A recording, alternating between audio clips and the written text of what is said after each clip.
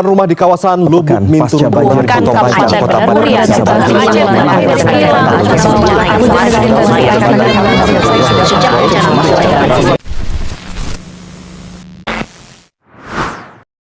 Oke, biasanya dalam situasi kayak gini, refleks pertama yang kita lakuin tuh biasanya apa ya? Lari keluar rumah kah? Terus cari informasi kah? Ini bakal ada gempa susulan gak ya? Atau ini tuh sebenarnya gempa yang besar atau enggak? Atau kita kalau misalnya masuk rumah lagi, aman gak ya? Dan biasanya orang-orang tuh bakal langsung buka HP. Tapi masalahnya di situasi kayak gini tuh internet tuh sering nggak bersahabat ya. Sering banget lemot, terus juga kadang bisa sampai mati total. Terus kalaupun bisa buka media sosial gitu misalnya, informasinya tuh pasti sering campur-campur, nggak ada yang pasti gitu. Entah ada yang bilang bakal ada gempa susulan besar lah, ada yang bakal bilang ada tsunami, bakal kejadian tsunami gitu misalnya. Terus juga ada yang bilang ternyata cuma baru rumor doang gitu. Jadi nggak ada yang pasti. Nah, di situ tuh sebenarnya kita tuh udah mulai sadar gitu. Kalau justru media penyiaran tuh kayak TV atau radio malah jadi sumber informasi yang kredibel, yang paling kredibel sebenarnya. Dan ini tuh kelihatan banget pas peristiwa bencana yang terjadi di Sumatera beberapa bulan yang lalu. Karena ternyata sebenarnya tuh media itu tuh bukan cuman ngasih berita ataupun peristiwa kejadian yang terkini atau yang lagi hot aja gitu, tapi juga bisa bantu mereka sebenarnya dalam penanganan krisis dan juga sekaligus dapat memberikan edukasi secara nggak langsung gitu ke masyarakat. Dan in this video kita bakal ngomongin gimana sih sebenarnya peran media penyiaran dalam situasi bencana, yang contoh khususnya itu dari kasus gempa Sumatera beberapa bulan yang lalu. Oke, kalau kita lihat kejadian bencana di Sumatera beberapa waktu yang lalu ya, jujur dampaknya cukup signifikan dan besar. Dan beberapa daerah di sana tuh rumah warganya banyak banget yang mengalami kerusakan parah. Terus juga masjid-masjid ataupun infrastruktur lainnya gitu.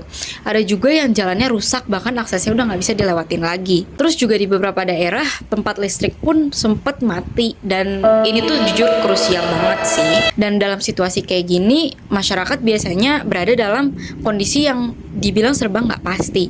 Karena mereka tuh nggak tahu gitu apa yang terjadi wilayah di luar sana selain di tempat mereka, dan apakah akan ada terjadi gempa susulan kah, ataupun rumah mereka tuh aman gak sih ditempati lagi kayak gitu. Cuman coba deh bayangin kalau misalnya kita ada di posisi itu dan kita tuh baru aja misalnya keluar dari rumah gitu karena gempa ya, dan lingkungan sekitar tuh masih orang-orang tuh masih panik gitu karena habis terjadi gempa gitu, goyang-goyang, dan orang-orang tuh bakal nanya kayak, ini tuh sebenarnya udah aman belum ya? Dan apakah ada gempa lagi yang lebih besar gitu atau enggak? Dan di saat seperti ini tuh informasi malah jadi sesuatu yang sangat-sangat krusial dan sangat-sangat penting dan juga mahal ibaratnya. Karena informasi tuh bisa bantuin orang dalam situasi kondisi krisis kayak gitu. Jadi yang misalnya kalau belum dapat informasi gitu misalnya ya, terus kita bakal mikirnya kayak, apakah kita aman masuk ke dalam rumah, atau misalnya belum aman gitu, atau sebenarnya bakal ada bencana lagi gitu. Dan gimana kalau misalnya nggak ada bantuan di sini? Terus kalau misalnya kita harus evakuasi, kita harus kemana gitu? Nah, disinilah media penyiaran mulai memainkan peran pentingnya. Karena TV dan radio tuh bisa menyampaikan informasi ke banyak orang sekaligus secara cepat penyebarannya. Nah, ini ada contoh yang paling sederhana dalam siaran berita gitu misalnya. Biasanya kalau ada bencana besar gitu, stasiun televisi tuh langsung bikin breaking news. Terus mereka tuh menampilkan laporan langsung dari lokasi kejadiannya. Misalnya kayak terjadi bencana gitu, langsung dilaporin dalam lokasi kejadiannya. Kemudian reporter itu biasanya di lapangan mereka tuh menjelaskan kondisi apa yang sebenarnya terjadi di situasi tersebut. Misalnya mereka melaporkan kayak seberapa besar dampak gempa yang terjadi, terus wilayah mana yang paling terdampak, dan bagaimana kondisi masyarakat di sana setelah mengalami kejadian gempa. Kadang mereka juga mewawancari warga yang terdampak di bencana tersebut gitu, atau juga bisa wawancara dengan petugas-petugas penting ataupun satgas yang sedang melakukan evakuasi langsung. Dan ini tuh penting banget karena orang yang berada di dalam daerah tersebut gitu bisa tahu kondisi yang terjadi ataupun yang menimpa mereka gitu. Dan selain itu media juga sering menyampaikan informasi penting kayak lokasi pengungsiannya di mana, jalur evakuasinya lewat mana, atau peringatan dari pemerintah. Contohnya itu kayak pengumumannya seperti ini. Bagi warga yang rumahnya rusak ataupun yang merasa tidak aman, dapat menuju ke posko pengungsian di balai desa bla bla bla bla bla. Dan informasi seperti ini mungkin kelihatannya sih sederhana ya. Cuman buat orang yang sedang dalam keadaan krisis ataupun panik, terus nggak tahu nih harus mau kemana gitu, kehilangan arahnya nih, ini bisa jadi informasi yang sangat membantu mereka. Oke, hal yang menarik adalah di beberapa daerah, radio itu tuh masih digunakan untuk kegiatan sehari-hari mereka. Bahkan bisa juga jadi sangat penting kalau misalnya mereka ada dalam situasi darurat gitu. Terus kenapa sih kok bisa masih dipakai? Ya karena radio itu tuh nggak bergantung sama internet. Jadi aman aja kalau misalnya mati lampu atau mati listrik, itu kan krusial banget. Jadi alternatifnya pakai radio. Dan atau kalau misalnya mau ambil contoh gitu, misalnya di film series Sweet Home, Survival itu kan, mereka tuh gak tahu kan, tiba-tiba ada krisis atau wabah monster, terus internet mereka tuh jeglek gitu, terus gak ada internet, gak ada sinyal, dan mereka gak bisa akses informasi, terus mau evakuasi kemana gitu.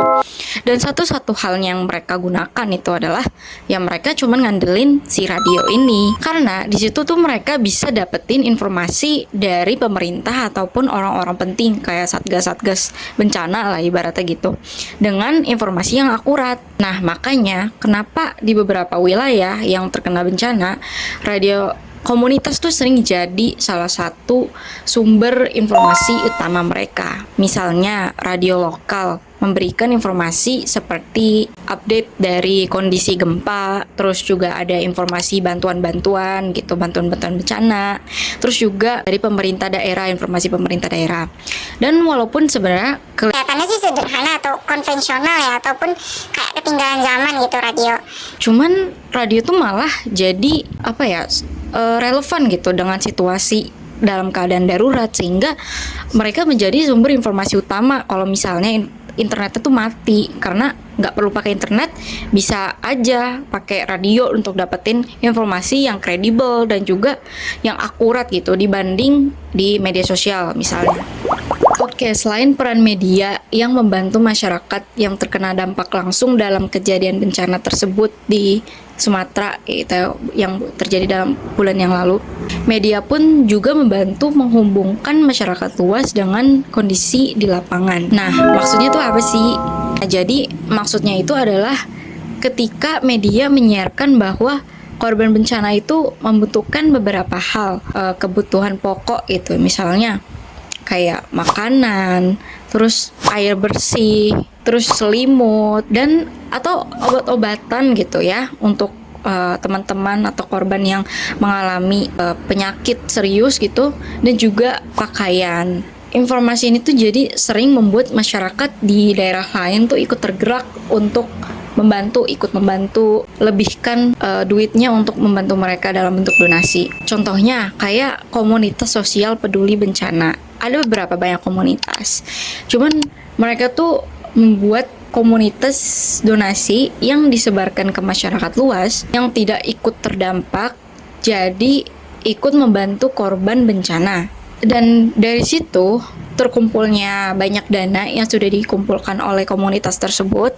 Nah, duitnya itu bisa digunakan untuk membantu korban bencana dalam bentuk hal apapun. Misal kayak membantu tadi makanan atau sebagainya. Dan orang-orang yang melihat kondisi korban melalui penyebar luasan media dari distribusi itu, akhirnya tuh mengirimkan bantuan tersebut. Jadi secara nggak langsung sebenarnya media tuh berperan gitu dalam mempercepat bantuan kemanusiaan gitu, karena orang-orang yang nggak tahu gitu yang terjadi di Sumatera kemarin jadi ikut tahu karena dari penyebaran luas media itu. Karena jika tanpa media mungkin banyak orang nggak tahu sih dan kondisi dan seberapa parah gitu kondisi yang dialami oleh para korban. Jadi memang sangat penting dan juga sangat dibutuhkan gitu dalam kehidupan sehari-hari peran media ini. Oke guys, tadi kan kita udah bahas media itu sebagai sarana menyampaikan informasi. Nah, tapi di sini tuh media juga bisa menjadi peran sebagai sarana edukasi. Nah, maksudnya adalah ketika dalam siaran berita itu sering banget dijelaskan action apa yang kita harus lakukan di saat terjadinya gempa, lalu bagaimana cara melindungi diri sendiri dari hal-hal bahaya gitu misalnya. Atau mengapa masyarakat sebaiknya tuh nggak langsung masuk kembali ke rumah setelah terjadinya gempa. Nah, informasi tuh yang kayak gini-gini tuh sebenarnya adalah bagian dari edukasi mitigasi bencana. Dan kalau misalnya nggak ada gitu ya, terus nggak ada peran edukasi bencananya itu mitigasinya, dalam situasi kayak gini mungkin aja orang bakal mikirnya masih aman lah rumahnya karena nggak terjadi apa-apa nih bentukannya. Terus nggak ada yang retak dan juga kelihatannya masih mulus nih rumahnya. Karena mikirnya aman, jadinya orang tersebut bakal masuk ke dalam rumah. Tapi malah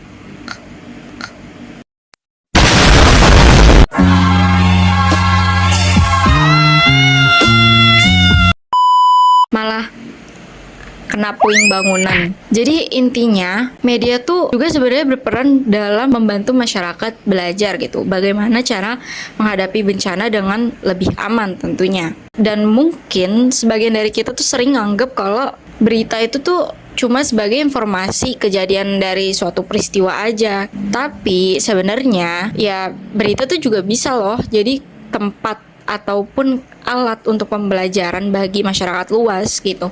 Contohnya kayak dari mitigasi bencana, dan mungkin banyak orang yang belum tahu ilmu ataupun cara-cara untuk menghadapi di situasi macam tersebut. Dan sehingga media ini tuh pemegang peran penting dalam menyebarluaskan edukasi ke masyarakat luas ketika terjadinya situasi darurat seperti itu. Nah, tapi di era media sosial sekarang nggak menutup kemungkinan kalau informasi yang disebarkan tuh nggak tentu kredibel gitu, informasinya nggak tentu tepat, walaupun media sosial tuh tersebar secara cepat gitu, bisa menyebar secara cepat karena orang tuh bisa akses dari mana saja, terus juga bisa dapetin informasi dari mana aja. Dan masalahnya tuh di sini gitu, nggak semua informasi itu benar dan orang-orang kebanyakan nerima itu mentah-mentah. Jadi hoax itu kesebar kemana-mana. Jadi harusnya nggak boleh informasi ditelan mentah-mentah gitu aja sih. Kayak contoh, misal saat bencana terjadi, sering banget tuh muncul kabar-kabar yang nggak tahu nih sumbernya tuh dari mana. Terus banyak orang yang bikin video gitu, kayak misal di TikTok, banyak yang kayak nakut-nakutin bakal ada gempa besar lah, terus bakal ada tsunami nih, atau mungkin atau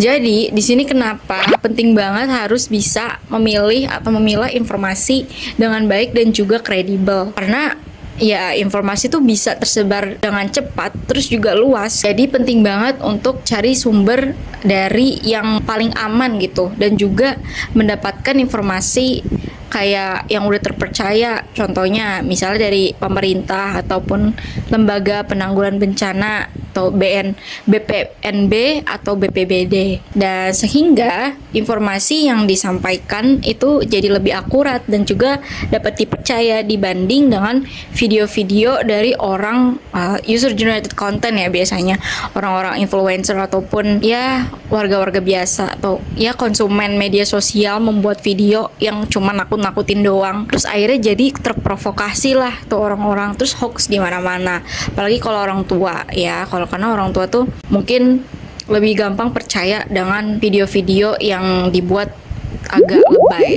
Nah, dari kasus bencana di Sumatera ini, kita tuh bisa ngelihat kalau media tuh punya peran yang sangat penting dalam penyiaran. Mereka tuh bukan cuma menyampaikan sekedar berita ataupun kejadian terkini saja, tapi mereka pun juga dapat membantu masyarakat dalam memahami situasi yang sedang terjadi gitu dalam kejadian bencana tersebut.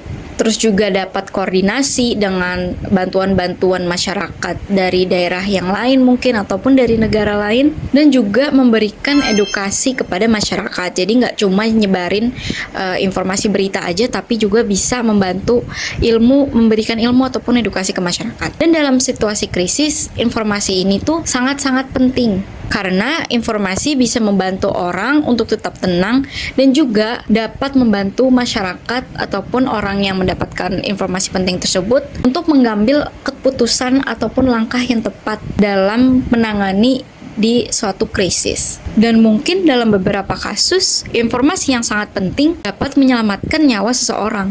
Okay, so that's all. Pretty long explanation for me, and yeah, that's all.